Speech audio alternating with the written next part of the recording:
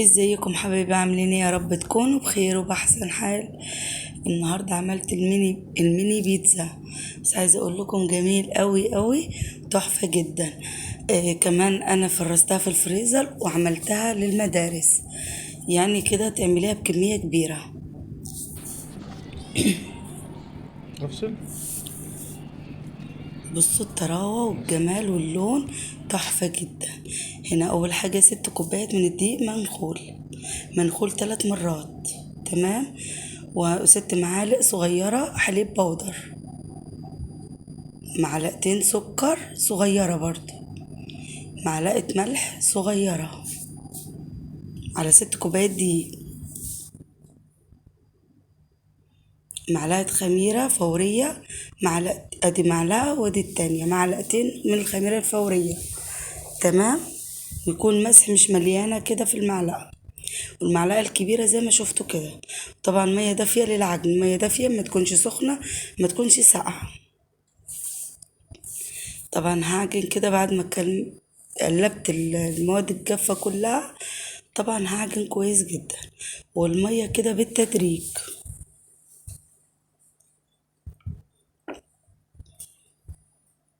عايزة اقول لكم احلى طريقة هتعملوا بيها الميني بيتزا، بجد تحفة جدا، وانتوا شفتوا في اول الفيديو وهتشوفوا برضو تاني في اخر الفيديو. طبعا هي بصوا كده لحد ما الدقيق اختفى كده، وبصوا هتحسوها كده طرية وبتلزق. هعجن كويس جدا في المرحلة دي، وهنحط 6 معالق من الزيت، برضو بالمعالق الكبيرة 6 معالق. يعني كل كوباية دي بتاخد معلقة زيت كبيرة. تمام. وهتعجني كويس كده، هتحسيها لمت شوية. اعجني لحد ما الزيت يختفي كده، وتبقى عجينة حلوة طرية متماسكة كده، وبرضو بتلزق بسيط. لازم يكون بتلزق عشان طبعا احنا عايزينها طرية قوي. تمام. بصوا كده. تمام. هدينا زيت وهركنها ساعة الا ربع كده تكون اختمرت. تمام كده. طبعا الحشوة احنا كلنا عارفينها، بصوا اختمرت بقت زي الفل. طبعا انا وبخرجت الهواء برضو كده بتلزق، مفيش مشكلة. هبل ايدي كده في الزيت وهكور كورة كورة، او هدهن الصينية كويس جدا عشان ما تلزقش.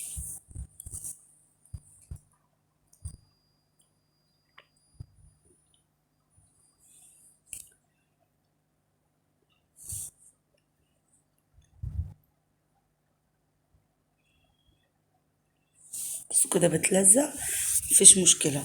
طبعا في الكورة اللي انت عايزاها صغيرة ووسط كبيرة براحتك، بس انا طبعا عاملاها حجمها كبير، يعني وسط، ولا كبير قوي ولا صغيرة قوي. عايزة اقول لكم ال6 كوبايات دي هترمي لنا كمية كبيرة قوي. الفيديو ده جديد طبعا، انا مصوراه، يعني عاملاه في الايام دي للمدارس لاولادي، وفرسته في الفريزر، رصيته كده في اطباق، وغطيته كده بكيس كده بتاعت الاكل، وحطيته في الفريزر. وقبلها كده بالليل، يعني مثلا صابحين كده للمدارس بالليل، بطلع لهم طبق وبخليه يسيح في التلاجة، بحطه في التلاجة من تحت، ولحد الصبح كده هتلاقيه فك خالص وبقي طري، كأنك دلوقتي مخرجاه من الفرن. تمام. حط اللايك يا قمر.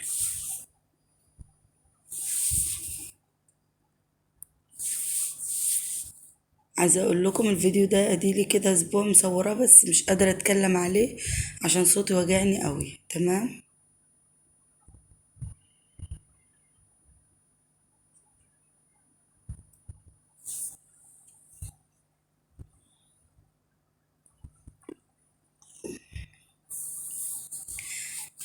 اول فيديو اصوره معاكم الفيديو دياتي، عشان طبعا انا الفترة الكبيرة اللي انا قعدتها بسبب حماية متوفي وكده، فما كنتش قادرة ان انا اصور وكده.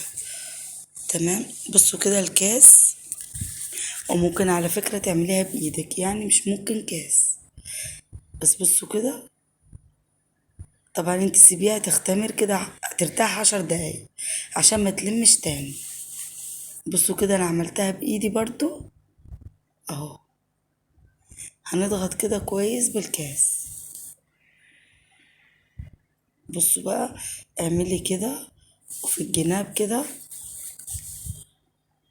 ولو انت عايزاها عالية، لو مش عايزاها عالية خلاص هتبططيها كلها كده حتى في اللي الجناب. تمام. طبعا انا الفراخ قطعتها وحمرتها بمعلقة زبدة، طبعا فلفل الوان قطعتها، وعندي شرايح زيتون، وعندي طبعا قوط قطعتها مكعبات، وعندي جبنة موزاريلا، وعندي طبعا الصلصة انا عاملاها ومبفرزها في الفريزر. بصوا كده بالشوكة، طبعا هخرمها كلها عشان حجمها ما يزيدش كتير. تمام. لازم نخرم طبعا، اي بيتزا بتتخرم كده عشان طبعا ما ترتفعش قوي. تمام كده خلاص. طبعا هحط على كل بيتزاية معلقة صلصة. تمام كده. عايزة اقول لكم موضوع البيتزا ده بيريحك قوي حتى في الصحيان بدري بجد. بصوا يعني حاجة انجاز فعلا. بيريحك طبعا تكوني مجهزة وبتخرجيها على طول، وفي اللانش بوكس بترصيها وخلصنا على كده. طبعا انا بدي ولادي كل واحد 3، فعايزة اقول لكم بتشبعوا قوي قوي. ممكن انت تديله 3، ممكن تديله 2 براحتك انت على حسب ما ابنك بياكل طبعا الاكل بتاعه. طبعا هنا طبعا الرص براحتك، تحطي كده مكعبات فراخ وفلفل الوان، وطبعا قوطة والزيتون. الزيتون كده قطعته عشان معايا كراس مش بيحب الزيتون خالص، حتى لما قطعته كده برضو مش بياكله، مش عارفة ايه السر، مش ما يحب الزيتون خالص ابني. تمام كده. هنحط جبنة موزاريلا.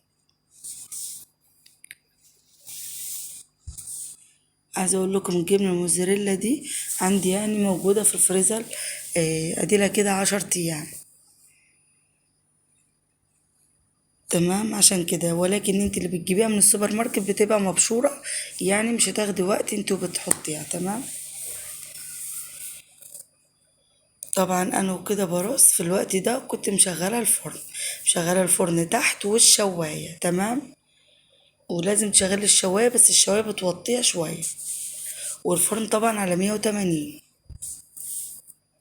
تمام. بصوا كده، عايزة اقول لكم ربع ساعة. بصوا، بس انا حبيت كده احمرها من تحت ولا اسوعها عشان ولادي بيحبوها الحاجة مستوية. ايه رأيكم؟ بجد جميل قوي. إن عجبكم الفيديو حبايب قلبي لايك وشير وسبسكرايب، تفعيل زر الجرس، واللي ما اشتركش في قناة ام كراس اشترك. ايه رأيكم؟ بجد قطن جدا، جميلة قوي قوي، خفيفة جدا. عايزة اقول لكم احلى ميني بيتزا هتعملوها لولادكم. اعملوها بكمية كبيرة كده وفرزوها في الفريزر. ايه رأيكم؟ بجد تحفة جدا. الفيديو بيتحدث عن نفسه طبعا. بصوا لون وجمال بجد. ايه رأيكم؟ اتمنى الفيديو يكون عجبكم يا حبايب قلبي، وتجربوه كلكم وتكتبوا لي في الكومنتات. اشوفكم على خير ان شاء الله في فيديو جديد. باي باي.